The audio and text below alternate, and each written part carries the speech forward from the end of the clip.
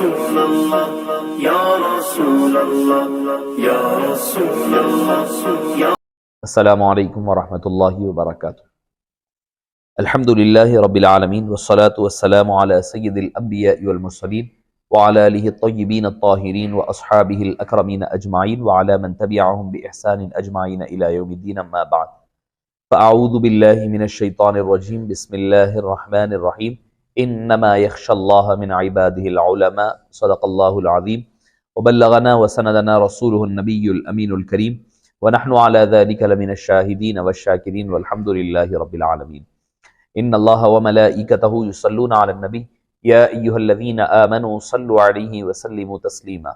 اللهم صل وسلم وزد وبارك على سيدنا محمد وعلى اله وصحبه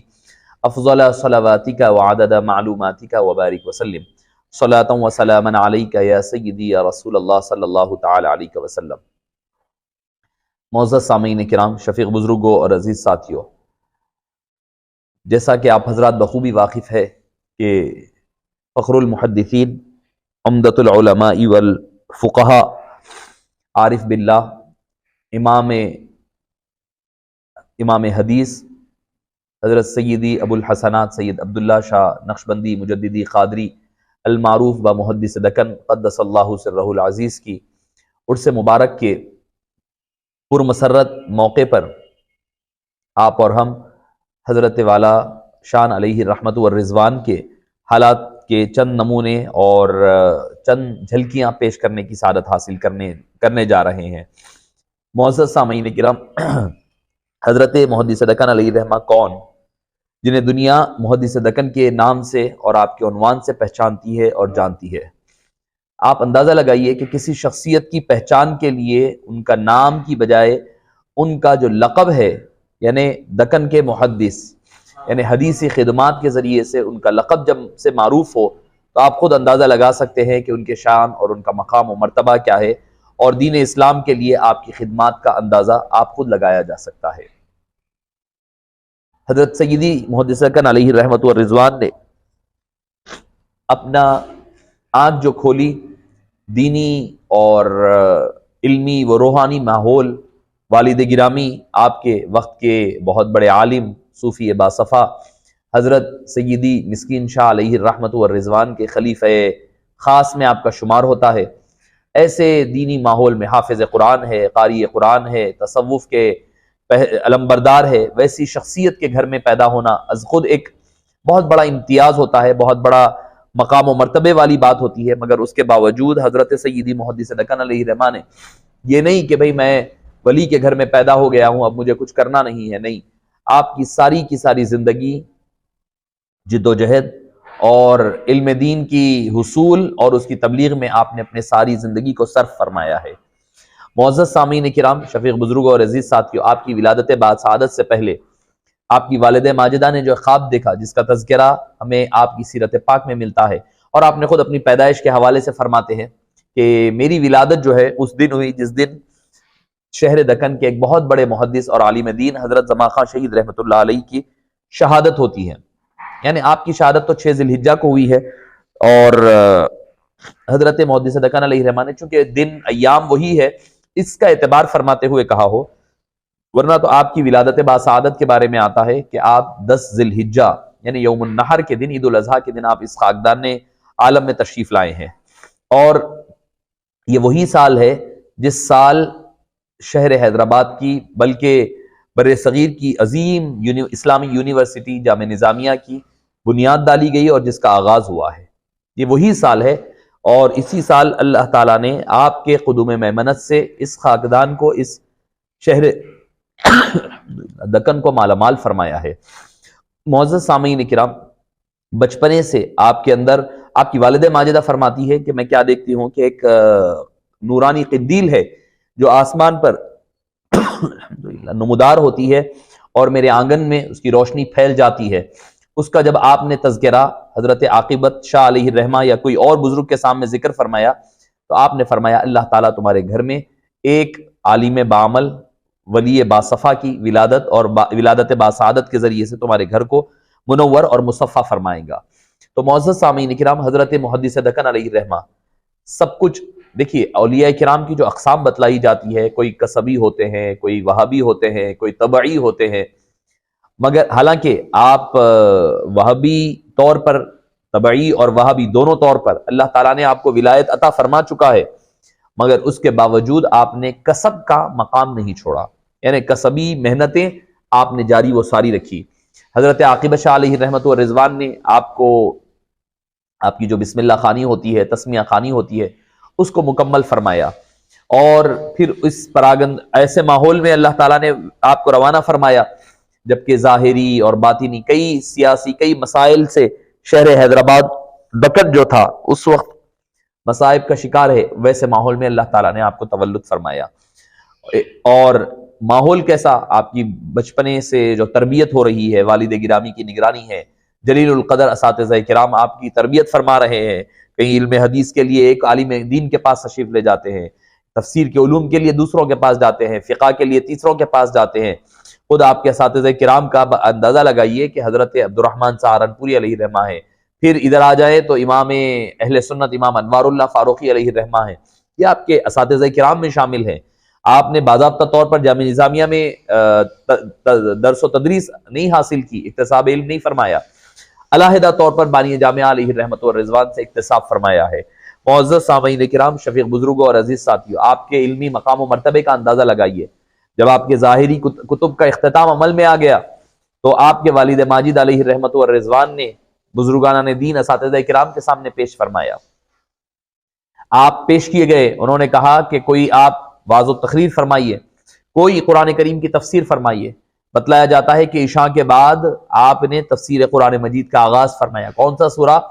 سورہ والفجر، والفجر ولیال عشر والشفع والوتر۔ میں سمجھتا ہوں کہ ایک 15 لائن کے قرآن میں ایک صفحے کا سورہ ہے، بس ایک صفحے کا ورق بھی مکمل نہیں۔ قربان جائیے، آپ کی علمی وجاہت، علمی مقام و مرتبے کا اندازہ لگائیے کہ رات عشاء کے بعد جو تفسیر کا دور کا آغاز ہوا، صبح فجر کا وقت آ گیا، ابھی تفسیر کا سلسلہ مکمل نہیں ہونے پایا تھا۔ ایک سورے کی تفسیر، یہ ہے علمی مقام و مرتبے کا اندازہ۔ میں نے ہمیشہ کہتا ہوں کہ ولی کے ولایت کے لیے سب سے پہلی بنیاد علم شریعت ہونا پڑے گا۔ علم شریعت پر جتنا وہ مضبوط ہوگا، علم تصوف اسی طرح اس کے لیے آسان ہو جائیں گے، سمجھنے کے لیے، سمجھانے کے لیے۔ ان کو معلوم ہوگا کہ شریعت کی باؤنڈریز کہاں تک ہے، طریقت کی باؤنڈریز کہاں تک ہے، ورنہ تو پھر آدمی خلط ملط کر دیا کرے گا، ادھر کا ادھر کر دے گا، ادھر کا ادھر کر دے گا۔ مجھے ہمارے کوئی شاگرد اور تلامذہ میں سے کسی نے مجھ سے پوچھا تھا کہ ایک روایت ملتی ہے کہ سرکار مدینہ علیہ الصلوۃ، چونکہ وہ سورہ یوسف کی تفسیر پڑھ رہے تھے، کہ ایک حدیث پاک ایسی سنی ہے ہم نے کسی ایک واعظ سے یا خطیب سے کہ اپنی لڑکیوں کو سورہ یوسف مت پڑھنے دو، سورہ نور پڑھایا کرو، سورہ یوسف مت پڑھنے دو۔ میں نے کہا کہ روایت تو ملتی ہے مگر وہ روایت پر بہت زیادہ کلام ہے۔ ہاں، یہ روایت ہے کہ سورہ نور اپنی لڑکیوں کو پڑھاؤ، یہ تو ملتی ہے، مگر سورہ یوسف کے حوالے سے ہمیں وہ روایت پر وہ نہیں ہے، اس پر کئی کلام ہوئے ہیں، علماء کرام نے، کئی لوگوں نے اس پر کلام کیا ہے۔ میں نے کہا کہ یقیناً ہو سکتا ہے، میں نے اس کی وجہ محدثین نے بیان کی، ہو سکتا ہے کہ اس لیے کہ اس میں عورتوں کے چال چلن اور ان کے جو فریب ہے وہ ذکر کردہ ہے۔ میں نے کہا کہ اگر وہی سورہ یوسف اگر آپ محدث دکن علیہ رحمہ کا لکھا ہوا پڑھو گے تو آپ نہ شریعت سے بھٹک پاؤ گے، نہ طریقت کے راستوں میں گم پاؤ گے، شریعت اور طریقت دونوں کو درمیان میں رکھ کر کے آپ اس کو سمجھ پاؤ گے۔ یہ ہے کمال حضرت سیدی محدث دکن علیہ رحمہ کا۔ آپ جس چیز پر قلم اٹھاتے ہیں، جس عنوان پر قلم لکھنے لگتے ہیں، قلم توڑ دیا کرتے ہیں۔ علم حدیث کی بات آئے، تفاسیر کی حوالے جات اٹھا لیں آپ کتب سے، آپ کی تفسیر جب بیان کریں گے ایسی نادر تفسیر کہ آپ نے کہیں نہیں پڑھا ہوگا۔ پھر جب حدیث کی بات آتی ہے تو عروج کمال عطا فرمایا کرتے ہیں۔ حدیث کی بات تو اندازہ کیا لگائیں کہ حدیث پاک پر آپ نے کتنے 5 جلدوں میں آپ نے حدیث پاک کی کتاب کو عربی زبان میں لکھا ہے۔ جو لوگ محدث دکن علیہ رحمہ پر اعتراض کرتے ہیں وہ شاید میں سمجھتا ہوں حضرت کی لکھی ہوئی اردو عبارتیں نہیں پڑھ پائیں گے، عربی تو دور کی بات ہے۔ عربی عبارات، اصطلاحات سب سے مشکل میں حضرت سیدی استاد محترم حضرت عمدۃ المحدثین خواجہ شریف صاحب علیہ رحمہ کے الفاظ سنا ہوں اپنے کانوں سے، فرماتے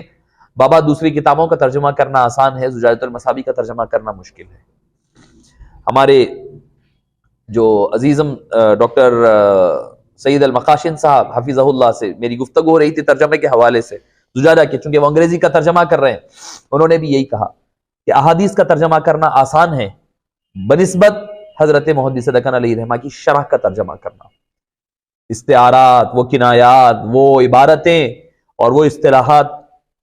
آپ اندازہ نہیں لگا سکتے کتنا مشکل کام ہے۔ تو معزز سامعین کرام، علم حدیث پر میں سمجھتا ہوں کہ سب سے زیادہ اگر غیر مخلدین کو اور اہل حدیث کا کسی نے کمر توڑی ہے شہر حیدرآباد سے، الحمدللہ وہ محدث دکن کی ذات، الحمدللہ وہ سیدی محدث دکن علیہ رحمت و رضوان کی ذات بابرکت ہے، جنہوں نے کم و بیش 6500 احادیث کو جمع کیا ہے، صرف کس مقصد کے لیے؟ فقہ حنفی کو ثابت کرنے کے۔ علم حدیث پر، علم فقہ پر جتنا مستند کام امام سیدی محدث دکن نے کیا ہے شاید ہی کسی نے کیا ہوگا، شاید ہی کسی نے اس قدر مستند کام، یعنی سب سے بڑا اگر اہل حدیث کے اوپر زک لگائی ہے علمی طور پر تو محدث دکن کا کام ہے۔ لہذا غیر مخلدین بھی جب وہ کتاب پڑھتے ہیں الحمدللہ پڑھ کر کہنے پر مجبور ہو جاتے ہیں کہ یقیناً فقہ حنفی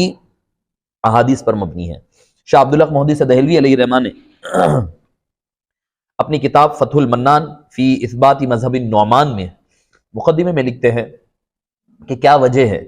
لوگ فقہ حنفی پر زیادہ اعتراض کرتے ہیں، یہ کہتے ہوئے کہ یہ اہل الرائے ہے، اہل القیاس ہے، یہ رائے پر رکھتے ہیں، قیاس پر رکھتے ہیں، ان کے پاس احادیث نہیں ملا کرتے ہیں۔ تو اس کی آپ نے کئی وجوہات بیان کی ہے۔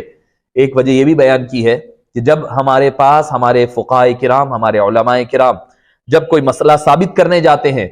تو مسئلہ ثابت کرنے کے لیے دلائل کیا دیتے ہیں؟ رد المختار میں یہ ہے، میں اپنی بات نہیں کہہ رہا ہوں، شاہ عبدالحق محدث دہلوی کی بات کہہ رہا ہوں کہ در مختار میں یہ ہے، رد المختار میں یہ ہے،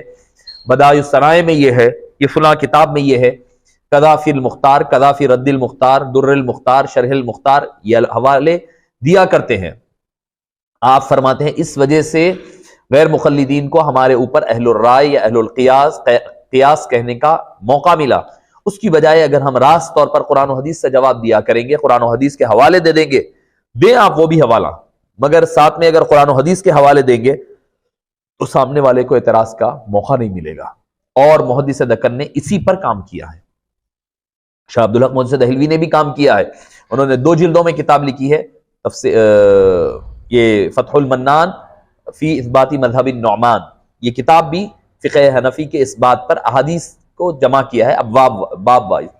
مگر سیدی محدث دکن علیہ الرحمہ نے سب سے پہلے باب باندھتے ہیں، قرآن کریم سے اس کا جواز لاتے ہیں، پھر اس کے بعد بخاری اور مسلم سے جواز لایا کرتے ہیں، پھر صحاح ستہ سے جواز ہوتا ہے، اس کے بعد ایسے ترتیب آپ نے جو ترتیب فرمائی ہے وہ منہج، وہ ترتیب بخاری کی اور ساتھ ہی ساتھ مشکات المصابیح کی ترتیب پر آپ نے اس کو مرتب فرمایا۔ مشکات المصابیح میں اور زجاجۃ المصابیح میں فرق یہ ہے،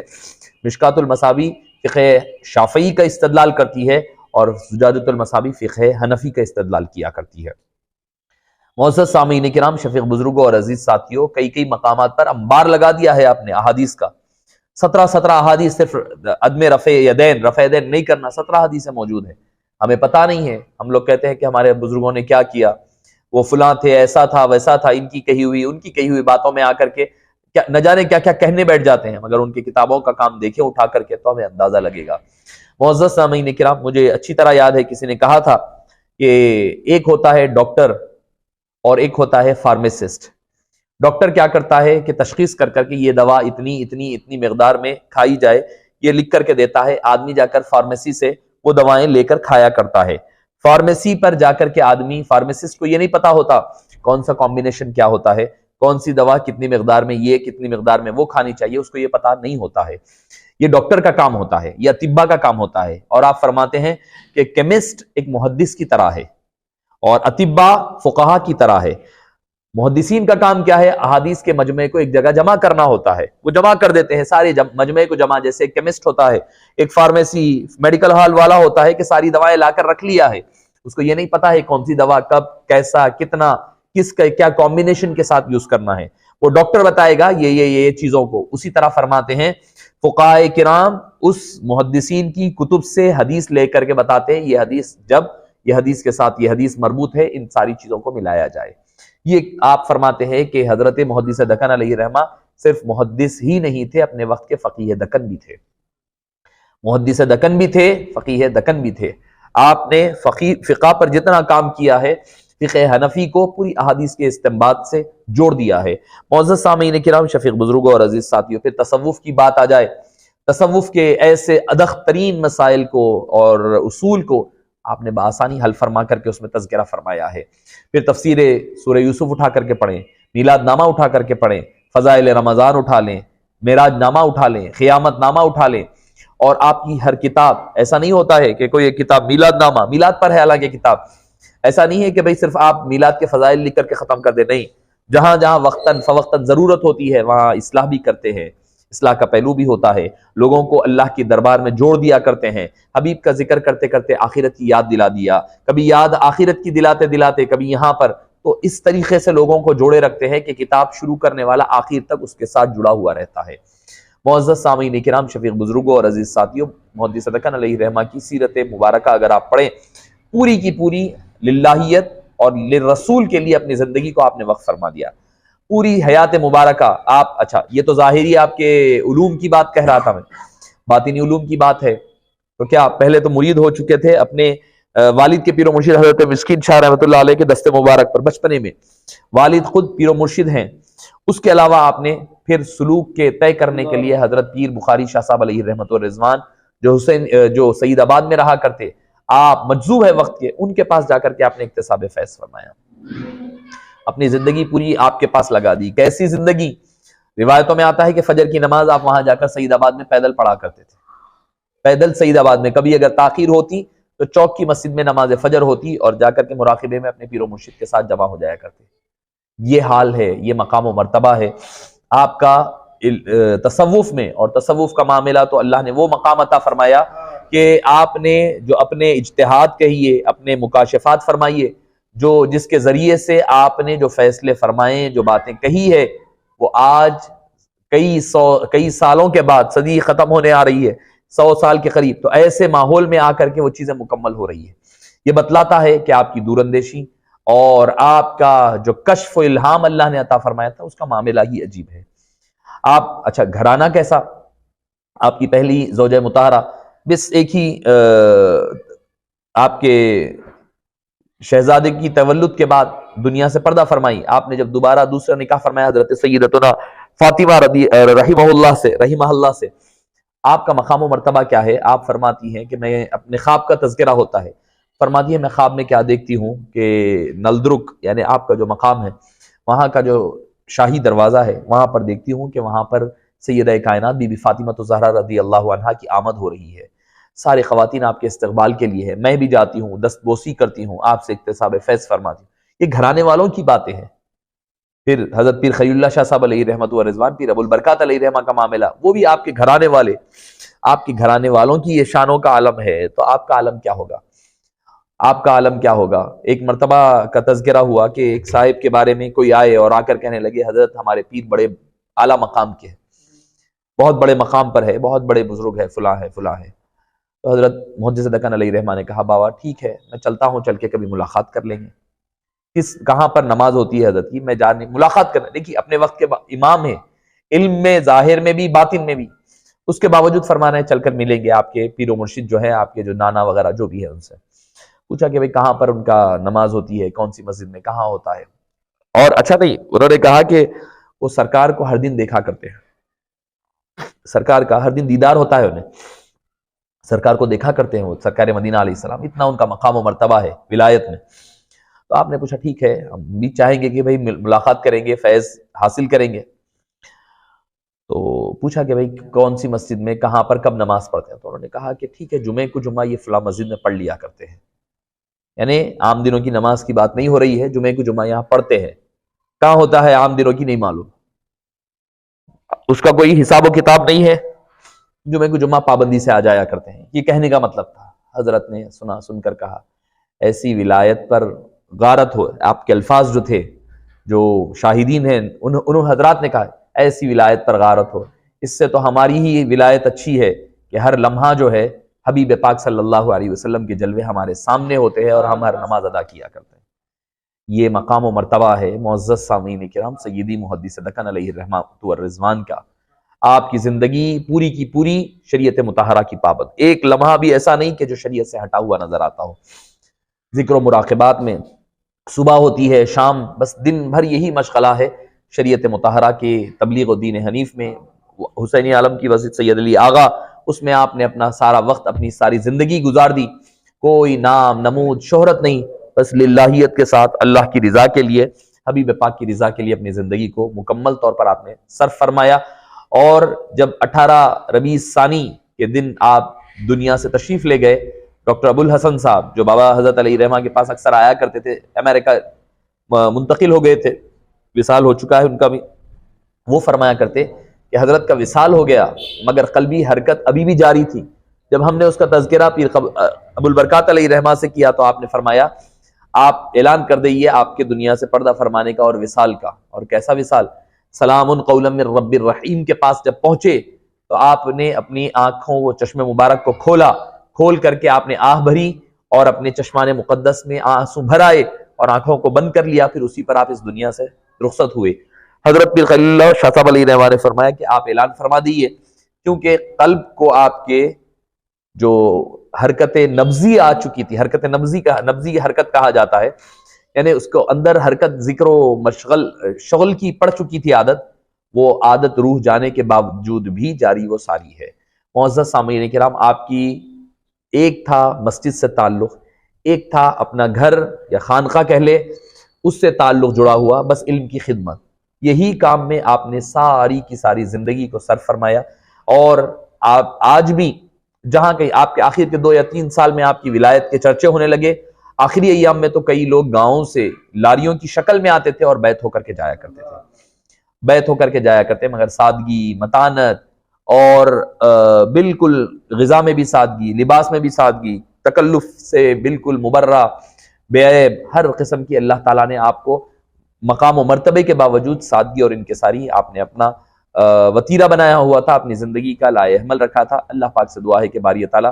حسرت کے فیوز و برکات سے ہم تمام کو مالا مال فرما، شہریان دکن کو باری تعالیٰ آپ کی قدردانی کرنے اور آپ کے علمی فیض سے استفادہ کرنے کی توفیق نصیب فرما۔ صلی اللہ تعالیٰ وسلم علی سیدنا محمد وآلہ وصحبہ اجمعین والحمد للہ رب العالمین۔